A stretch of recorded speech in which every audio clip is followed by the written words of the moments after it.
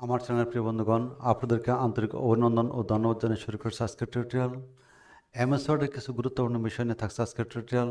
কাজেই এই টিউটোরিয়ালটি শুরু থেকে শেষ পর্যন্ত অবশ্যই দেখবেন এবং অনেক কিছু জানতে পারবেন। যারা ইতিমধ্যেই সাবস্ক্রাইব করেছেন তাদের আর কোনো সাবস্ক্রাইব করার প্রয়োজন নেই। যারা করেন নাই তারা অবশ্যই দয়া করে সাবস্ক্রাইব করবেন, লাইক দিবেন, শেয়ার করবেন এবং কমেন্ট করবেন। আর নতুন যে কোনো টিউটোরিয়ালের নোটিফিকেশন পাওয়ার জন্য পাশে থাকা বেল আইকনটি বাজিয়ে দেবেন। প্রথমে মাইক্রোসফট ওয়ার্ড ওপেন করি।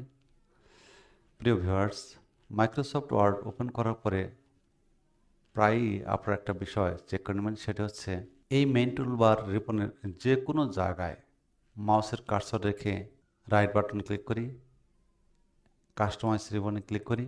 এখানে যে ইন্টারফেসটি দেখতে পাচ্ছি এটিকে অন্যভাবেও আনা যায়। ফাইল, তারপর অপশন, কাস্টমাইজ রিবনে ক্লিক করি। দেখুন প্রিয় ভিউয়ার্স, একই ইন্টারফেস চলে এসেছে। প্রুফিং, তারপর অটো কারেকশনে ক্লিক করি। এখানে 7টি স্কোয়ার বক্সে 7টি টিকচিহ্ন রয়েছে, এগুলিকে উঠিয়ে দিই, ওকে দিই। এখন এখানে যে কোনো টেক্সট লিখি না কেন ফন্টের কোনো সমস্যা হবে না। এখন আসুন আরেকটি বিষয় দেখাই। এখানে যে রুলার দেখতে পাচ্ছি, এই রুলার কীভাবে এখানে আনা হয় সেটি এখন দেখাই। ভিউ, এই রুলার বক্সে একটি টিকচিহ্ন রয়েছে, এটিকে উঠিয়ে দিই, রুলার চলে গেছে। আবার টিকচিহ্ন দিই, রুলার চলে এসেছে।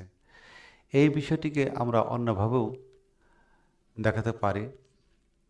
এই স্ক্রল বারের উপরে একটি ভিউ রুলার আইকন রয়েছে, এখানে একটি ক্লিক দিই, দেখুন রুলার চলে গেছে।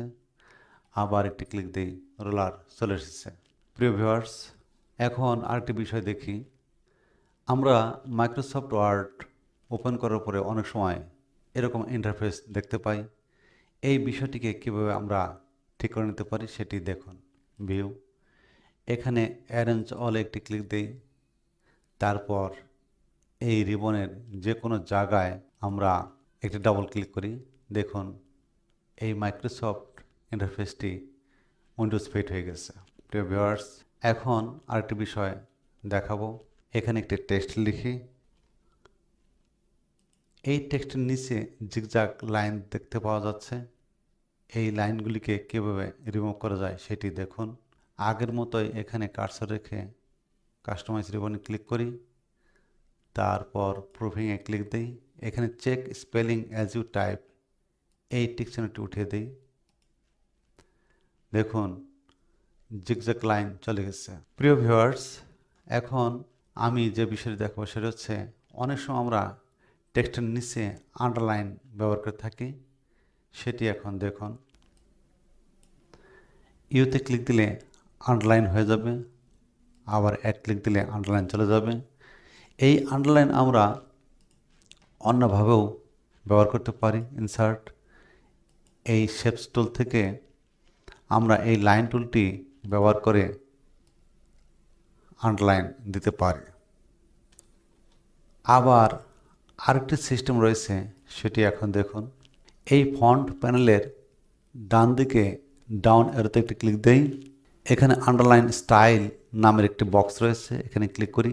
দেখুন এখানে অনেকগুলি লাইন রয়েছে, এখান থেকে আমরা যে কোনো ইচ্ছামতো লাইন আন্ডারলাইন হিসেবে ব্যবহার করতে পারি।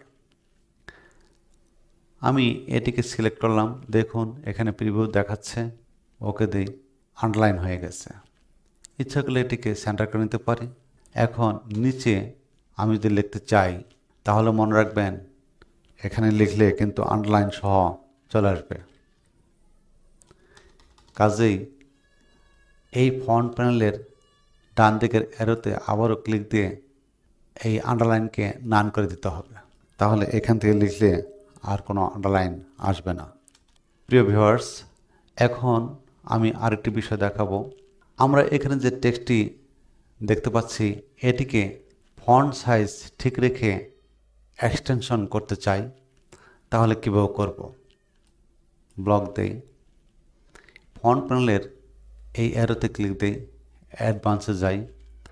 এখানে আমি লিখে দিয়েও এক্সটেনশন করতে পারি, অথবা এখানে অনেকগুলি ডিফল্ট পার্সেন্টেজ দেওয়া আছে, এগুলিও আমরা ব্যবহার করে করতে পারি।